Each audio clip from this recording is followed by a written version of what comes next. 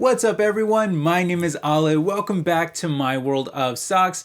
Now, as most of you know, a couple weeks ago, I made a video on the 5 largest stock purchases that Warren Buffett most recently made last quarter. And it was a very fun video. There was actually 3 brand new additions to his portfolio, so it was really interesting to look at. If you missed the video, I'll link it for you down in the description. But in that video, I also mentioned that Buffett had sold a bunch of stocks during the quarter, and I asked you guys if you'd want to see a video on the 5 largest of those. Well, overwhelmingly, you guys told me that you would want to see that video, so that's what we're doing today. We're going to take a look at the 5 largest overall stock sales that Warren Buffett made most recently in the last quarter, and it's going to be a very fun video because these stocks are actually really interesting. 3 of these stocks, by the way, Warren Buffett cut more than half of his position on. One of them he sold out of completely despite it being actually a really good stock, so it was surprising. And 2 of them I actually own myself, so I really disagree with his decision to sell. So we're just going to have a blast running through these. And in typical Allah's World fashion, I'm also, of course, going to let you know if I'd consider buying any of these stocks myself. I'm going to give you my opinion on each one. And hey, just for the heck of it, let's go ahead and rank them from best to worst as well, based on my opinion. So it's going to be fun. I can't wait to share all these with you. Let's not waste any more time. Let's go ahead and jump straight into this list.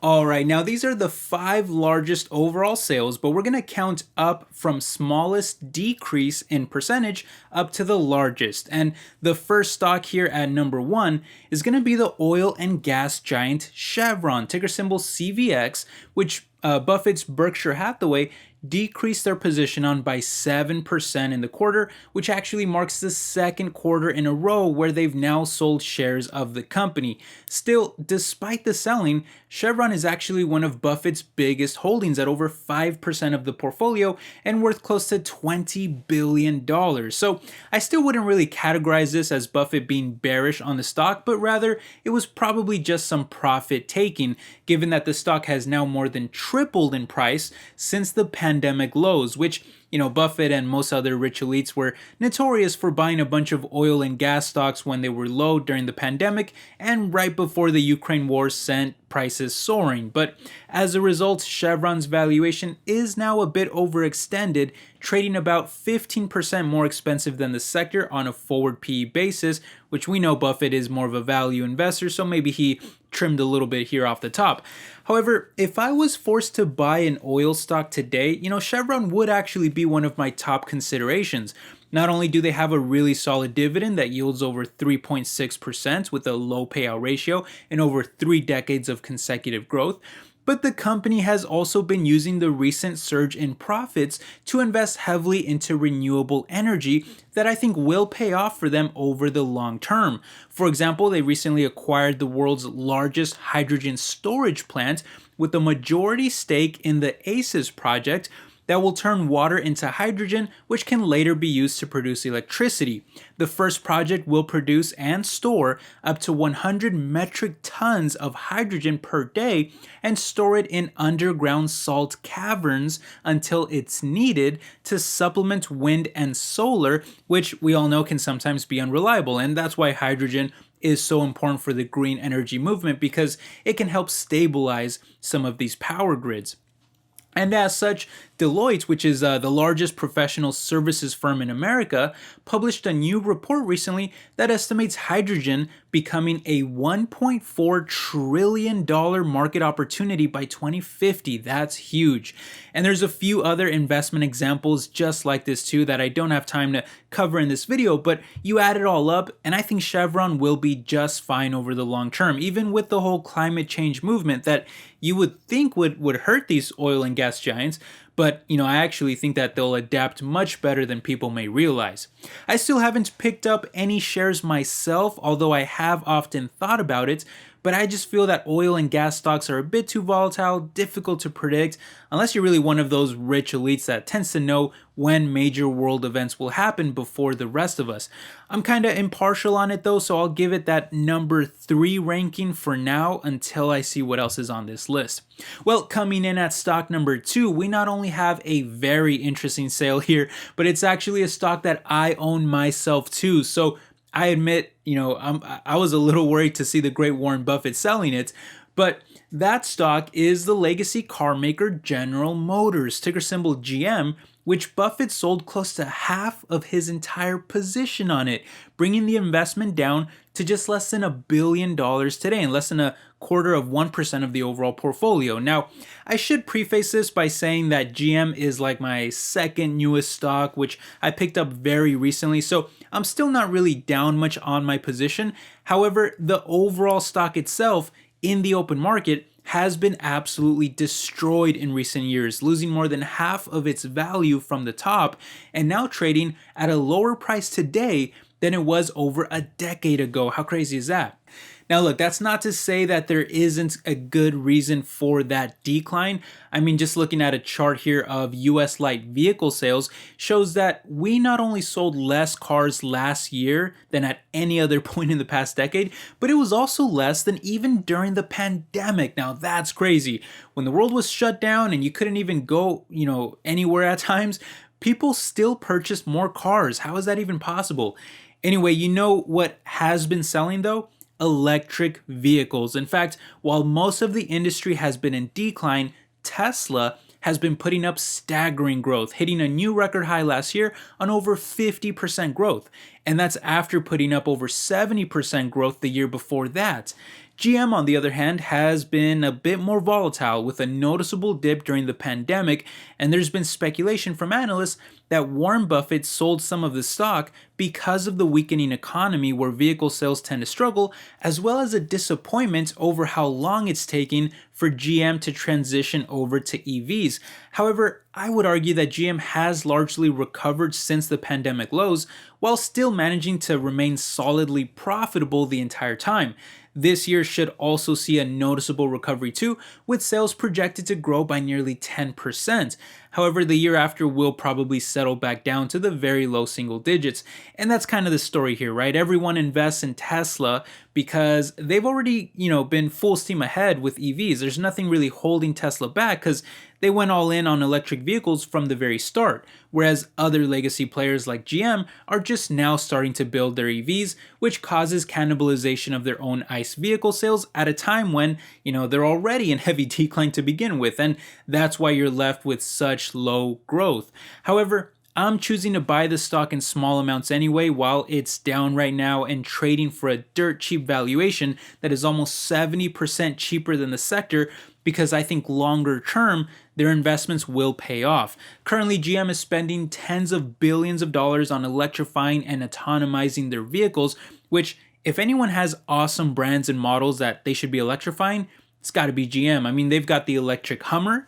They have a sick looking electric Silverado that has even better performance than both the Ford F-150 Lightning and the Rivian R1T. I think that truck is beautiful, by the way. There's the Equinox and the Blazer for SUVs. There's the Bolt for anyone on a budget since it starts in the $20,000 range. And there's even the Corvette for the very high-end range as well. Plus, there's the electric Camaro that they're still working on, which I think will look just as stunning as anything else. But you add it all up and say 10 years from now, I mean, we could be talking about a very differently priced stock here.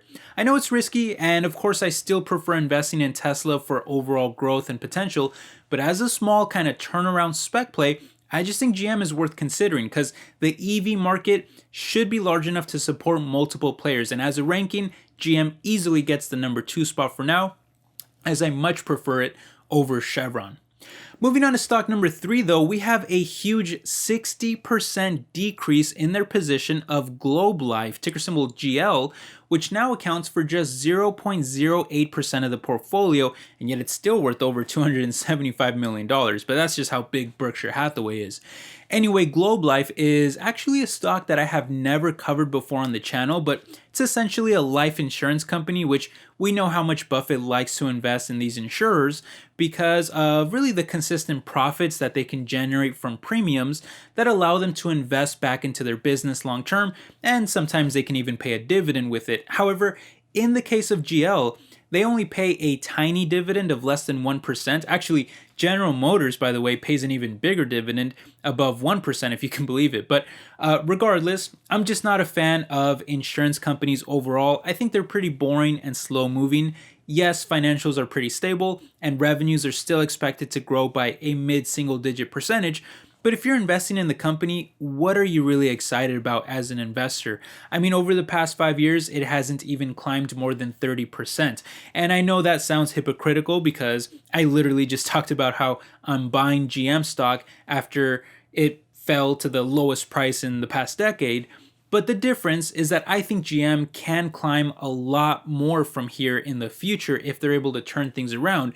Whereas with Globe Life, it's pretty much what you see is what you get. There's no real hidden potential here. I can understand rich elites like Warren Buffett owning these type of stocks long term for their stability, and they probably buy more shares whenever they dip during a market correction or crash.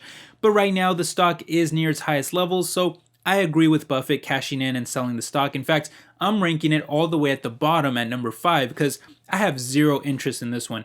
I would like it if it had a big dividend, but again, that's not the case here. All right, with that said though, we are moving on here now to stock number 4. And that's actually going to be another stock here that I own myself.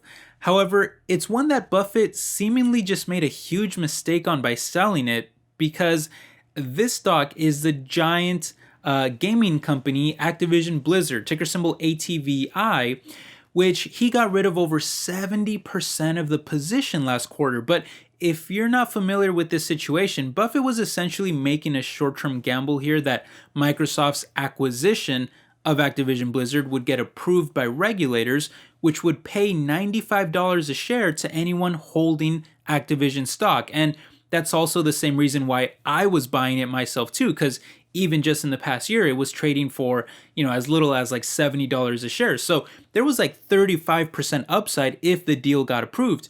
Well, it just so happens that a judge recently approved the deal in the United States, and now all that really remains is Microsoft making some concessions to the UK. But most analysts think that it will fully get approved sometime next month, and as such, the stock soared up to over $92 a share, which is just barely shy of that $95 mark. Unfortunately for Buffett though, he was so worried about the FTC blocking the deal that he decided to sell out early before that judge approved it, meaning that he missed out on most of these gains. Now, to be clear, there is still a possibility of the deal falling through. I mean, anything can happen, and if it doesn't get approved, then of course the stock will fall, which is why the stock isn't quite at $95 yet. But my feeling is that it will probably get approved, and that's why I'm still planning to hold on to my shares all the way through until it does. As far as ranking it goes though, I mean, I'll just put it somewhere in the middle. I'll put it at number 3 since most of the gains have already been made on it, and it's really up to you whether you'd want to gamble on it now with the much smaller upside. But like I said, I do plan on holding on to it, so I still got to rank it a little high here, so I'll put it at number 3. That feels about right. Okay, this will, however, leave us now though with the final stock of the list, which was also the biggest overall sale, and that's going to be none other than McKesson, ticker symbol MCK, which Buffett completely sold out of his entire position last quarter, which was worth somewhere around $1 billion, so a huge sale overall. In the case of Buffett specifically though, I can totally understand why he sold it, given that it's already tripled in price over the past 5 years and is now trading at an all-time high. So cashing in on those huge profits does make some sense. In fact, McKesson's own CEO did the same thing last week, selling over $10 million of it, which was about a fifth of his own position. Although it should be noted that he is still holding about $40 million worth of the stock after the sale. Surprisingly though, even with the climb in share price, McKesson's valuation is actually still pretty cheap and significantly lower than the sector on virtually any metric you look at. Plus, I can't fault anyone for investing in this company long term given the relatively boring but still very reliable business that they have, providing healthcare related services for supply chain management, retail pharmacy, oncology, surgical, and specialty care. A large chunk of that business, by the way, is in distributing pharmaceutical drugs to tens of thousands of retail stores, as well as supplying medical and surgical devices and supplies to hospitals and doctors' offices across the country. In fact, they're already the largest at doing so in America. And that's led to unbelievably giant sales, doing almost $280 billion worth of revenue just last year alone. It's kind of mind-blowing that a company like this can do so much in sales. Now, granted, their margins are pretty bad compared to those huge sales, but you could also argue that it leaves room for expansion on the bottom line, and at least the top line is still expected to grow by 10% this year, followed by another 6% next year, according to analysts, which is really impressive for their already massive size. The company itself is a little too boring for my taste though, and that's why I've never owned it, but I can't argue with these results in recent years, and maybe one day I'll actually decide to buy into the stock myself too.